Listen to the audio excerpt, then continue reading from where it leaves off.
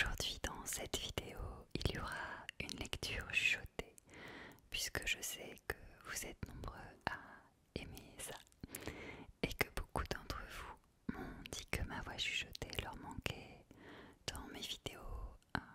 Donc récemment, j'ai fait beaucoup de vidéos de sons déclencheurs avec du tapping, du scratching et d'autres sons. Alors dans cette vidéo, vous serez content de savoir que je vais beaucoup chuchoter. Beaucoup. Et aussi parce que je vais vous parler d'un livre qui m'a beaucoup plu. Il s'agit du livre d'Anthony Nevo. Alors je ne sais pas si vous connaissez cet auteur, mais c'est son premier livre. Et le titre c'est Il suffit d'une rencontre pour changer de vie.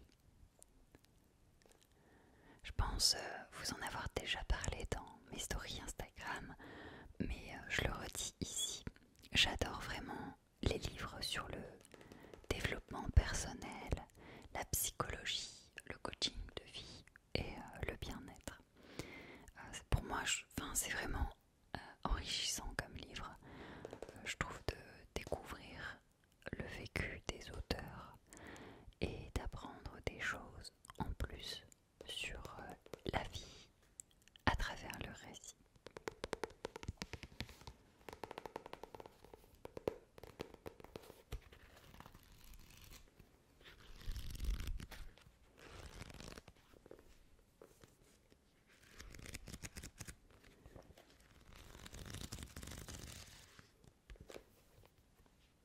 Ça correspond vraiment à ce que j'aime lire, puisque à part ce style de livre, je suis pas une grande lectrice, mais d'avoir l'opportunité d'en connaître un peu plus sur l'homme et sur la femme en général, sur notre façon d'agir, de réfléchir et de fonctionner. Je trouve ça vraiment intéressant et je trouve aussi que en apprenant davantage de choses sur les autres, sur ce qu'ils ont vécu, on peut parfois en apprendre sur nous-mêmes et se rendre compte qu'on a parfois les mêmes craintes, les mêmes appréhensions et qu'au final, on est tous capables de réussir sa vie et d'être heureux, tout simplement. J'ai trouvé ce livre vraiment inspirant. Je vais vous lire d'ailleurs quelques passages tout à l'heure que j'ai aimés. Mais je vais aussi vous partager mon ressenti personnel. Et avant de vous en dire plus, je voulais vous annoncer que grâce à Anthony Nevo, qui est l'auteur de ce livre, j'organise un concours sur mon compte Instagram Rikita ASMR et je vais vous faire gagner à 3 d'entre vous un exemplaire de ce roman. Donc je vous retrouve sur ma page Insta si vous voulez plus d'infos sur le concours, et si vous souhaitez le découvrir tout de suite, je vous mets le lien en barre d'infos juste ici, puisqu'il est vendu sur Amazon. Donc voilà, je vous mets le lien en barre d'infos. Je vous disais donc qu'en lisant le livre d'Anthony Nevo, j'ai énormément aimé le fait qu'à travers des pages et quelques mots, l'auteur arrive à transmettre autant d'émotions, aussi à travers les différents personnages qui interviennent dans son roman. Et j'adore vraiment le style de ce livre parce qu'il y a toujours un message qui passe à travers ce genre de lecture. Et c'est souvent très positif dans les livres de vie et de développement personnel.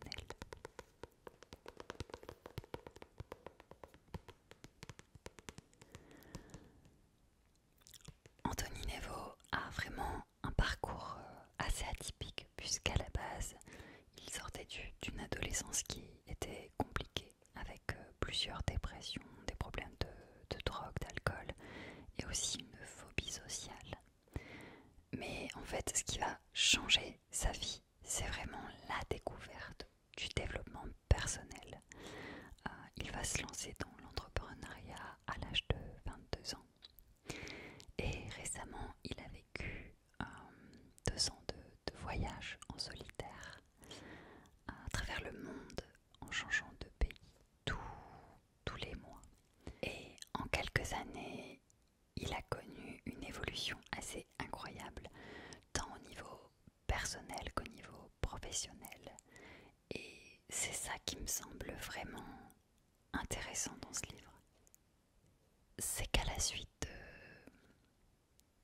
de son vécu personnel, il partage à travers l'histoire de ce roman ce qu'il en a appris, pourquoi il en est sorti grandi. Pour que vous puissiez vous faire une petite idée de l'ambiance et de la forme générale de ce livre, j'ai choisi quelques passages que j'ai beaucoup aimés et que je vais vous lire là, maintenant.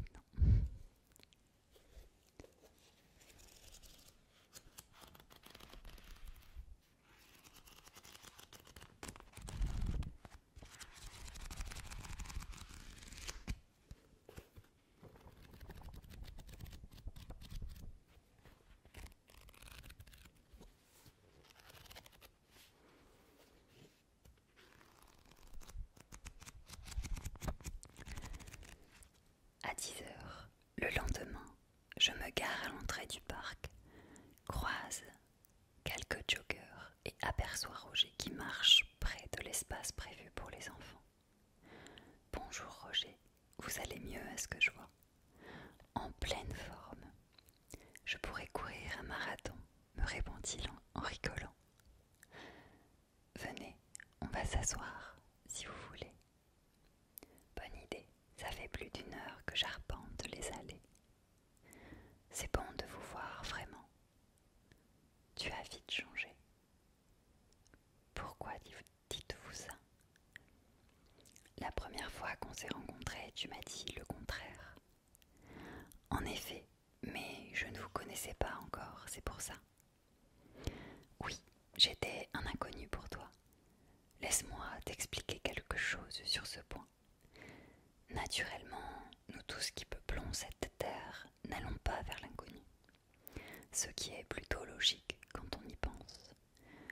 Tant qu'on n'a aucune information sur une personne, une situation ou un environnement, il est naturel de tenter de fuir.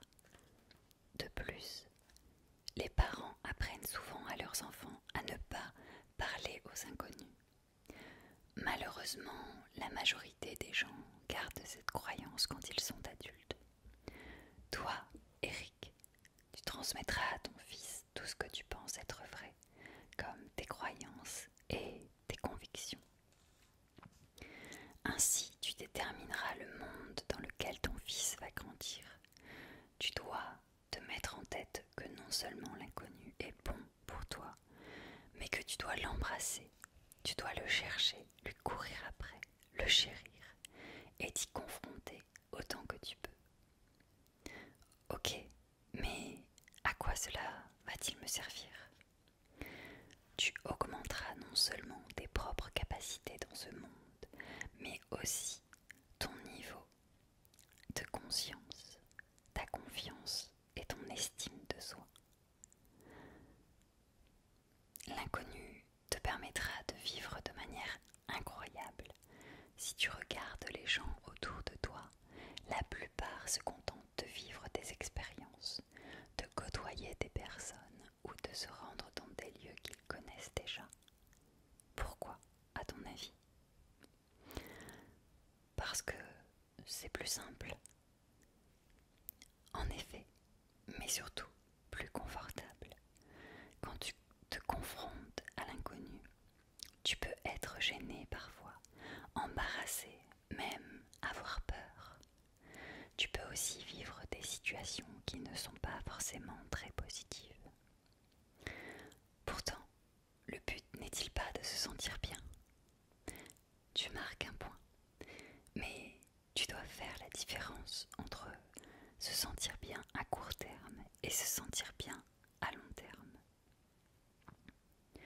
L'inconnu t'amènera à te dépasser toi-même et à de nombreuses reprises, tu seras gêné car tu n'auras jamais agi de la sorte. Cependant, sur le long terme, tout ça t'apportera beaucoup de positif dans la vie, comme tous les points que je t'ai cités tout à l'heure. Ce qui te permet d'élever ton niveau de conscience et de te sentir en perpétuelle évolution. Tu as deux façons de voir la vie. La première, comme quelque chose qui se déroule sous ton nez et où tu n'as aucun contrôle. La deuxième, comme un personnage de jeu vidéo que tu peux faire évoluer au fur et à mesure et où tu deviens conscient de tout ce qui se produit dans ta vie, découle directement de ce que tu fais et de ce que tu penses. C'est pour ça que vous m'avez conseillé de voyager. C'est effectivement l'une des raisons, mais pas la seule. Je te l'ai dit avant mon hospitalisation, plus la résistance est grande, plus l'opportunité d'évoluer est grande. Si tu te dépasses constamment, que tu te confrontes à tes peurs et que tu passes beaucoup de temps face à l'inconnu, ta vie tout entière changera. Tu auras dans ta vie des opportunités qui échappent à la majorité des personnes. Effectivement, ça va à l'encontre de tout ce que je fais face à une situation inconnue. Bien souvent, je tente d'y échapper. Ce n'est pas toi, Eric. Nous agissons tous naturellement comme cela. Pourtant, affronter l'inconnu est la clé pour te sentir bien et vivre une vie extraordinaire. Au bout d'un moment, il se passera quelque chose en toi. Presque aucune situation ne te fera peur, tellement tu seras habitué. Au contraire, tu évolueras encore plus vite. Fascinant, quand j'y repense, effectivement, chaque fois que je me suis dépassée lors de situations périlleuses, cela a toujours eu un impact bénéfique sur ma vie.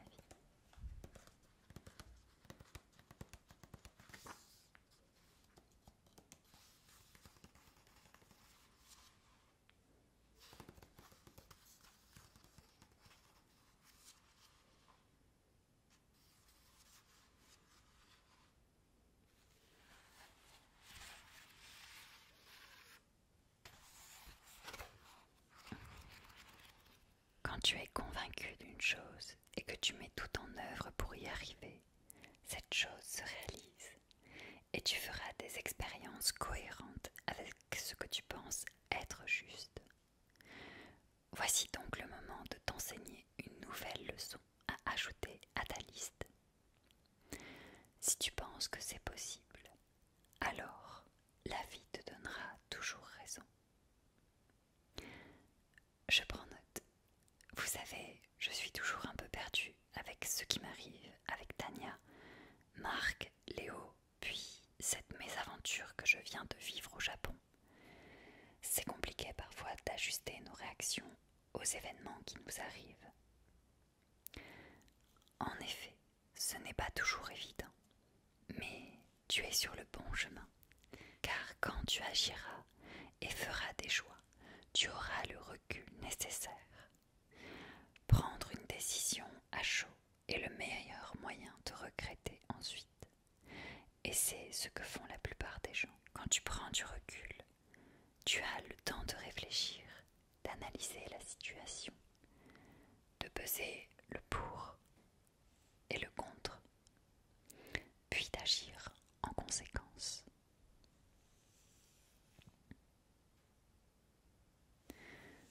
Je vois. Cependant, il y a parfois des situations urgentes, au travail notamment, où je dois agir très rapidement.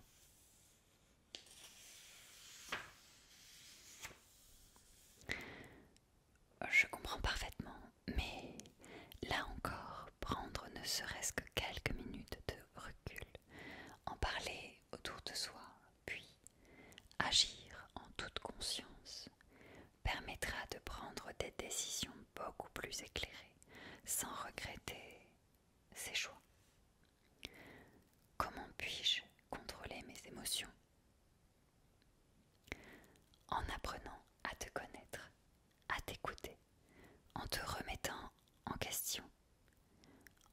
du recul ou en ouvrant et en élevant ta conscience.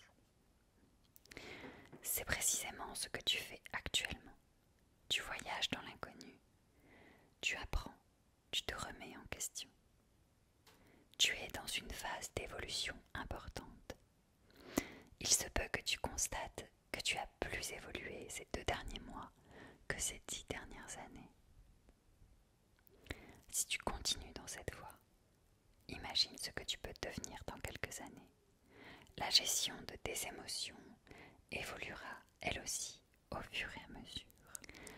Alors je vous en dis pas plus, mais j'ai été vraiment bouleversée par l'histoire de ce livre. Chaque personnage racontant son histoire apporte quelque chose en plus et je vous avoue que j'ai lâché quelques larmes plusieurs fois pendant la lecture de ce joli roman parce que je suis une personne qui ressent énormément d'empathie pour les autres et même à travers un film ou un livre, j'arrive à ressentir ce que les personnages ressentent. Alors forcément, la lecture de ce genre de roman me prend directement au cœur et c'est aussi ce qui me plonge totalement dans l'histoire qui est racontée. Alors dans ce livre, il y a de magnifiques leçons de vie pour moi. On peut décider de la vie que l'on veut mener et il est jamais trop tard en fait. Grâce à ce livre, personnellement, j'ai pu prendre conscience encore plus que même si dans la vie, il nous arrive des choses qui peuvent paraître horribles, ça nous amène tout de même à un autre chemin où il faut voir le monde différemment, tenter d'accueillir les belles choses de la vie, profiter du moment présent et du coup s'épanouir avec des choses simples. Être simplement reconnaissant de ce qui nous est offert et aussi transformer ces événements négatifs en opportunités. Alors je sais pas bien si je suis claire dans ce que je dis, mais si vous lisez le livre, vous comprendrez. Alors voilà, j'ai voulu vous partager ce que j'avais ressenti à la suite de la lecture de ce livre, puisqu'il est vraiment inspirant et je remercie de tout cœur Anthony Nevo qui m'a fait découvrir ce livre et je pense qu'il a dû vivre un tas d'expériences dans sa vie pour en arriver là à écrire ce roman et à partager avec nous tous ces apprentissages de la vie. Et c'est vrai, chaque personne est différente et on vivra toujours un événement, un même événement, différemment les uns des autres, selon notre point de vue personnel. Et justement, grâce à son roman, je me suis souvenu qu'il faut voir le bon côté des choses. Le positif attire le positif. Toutes les bonnes choses que nous faisons nous reviennent au final. Et inversement, si l'on décide de mal agir envers les autres, ça nous reviendra toujours. Moi, j'en suis persuadée. Et d'ailleurs, il y a un petit passage dans le roman qui m'a marqué. Alors, je vais vous le lire. C'était la page 171. 171.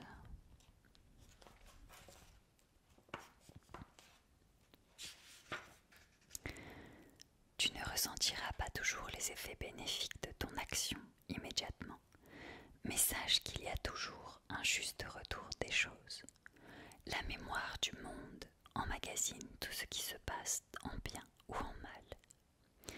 Elle n'a aucune faille, elle est inépuisable. Chaque émotion positive, chaque action, chaque parole que tu envoies aux autres est emmagasinée dans cette mémoire qui t'apportera de résultats coïncident avec l'accumulation de tout ce qu'elle aura enregistré.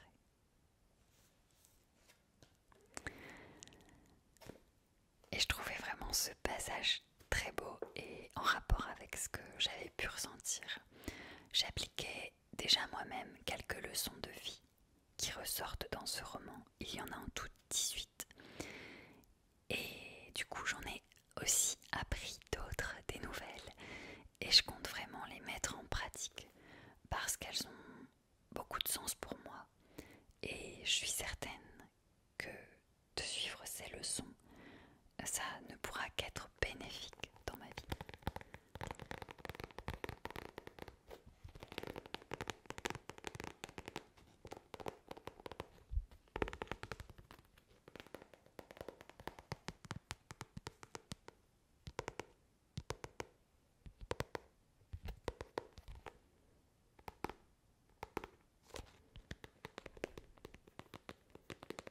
Voilà, j'espère que la lecture de ces quelques passages du livre et le partage de mon ressenti suite à la lecture de ce roman vous auront plu et vous donneront peut-être l'envie aussi de le découvrir.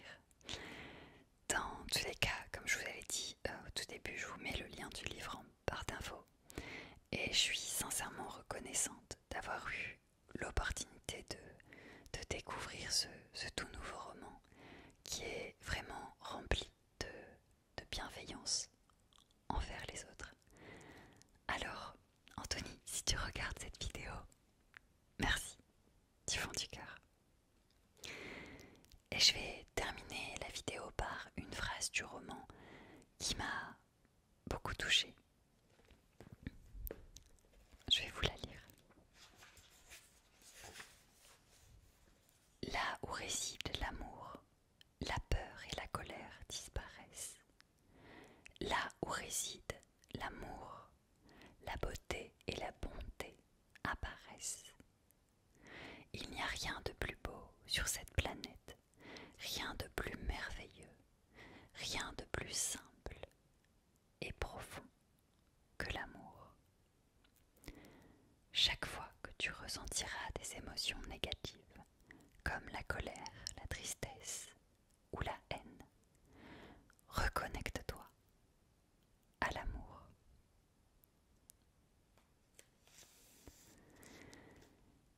Et voilà, toutes les leçons de vie qui ressortent de ce roman sont importantes, mais celle qui me semble la plus belle est celle-ci. Là où l'amour réside, la peur disparaît. Alors vous qui regardez cette vidéo, offrez de l'amour autour de vous et vous verrez que ça vous fera aussi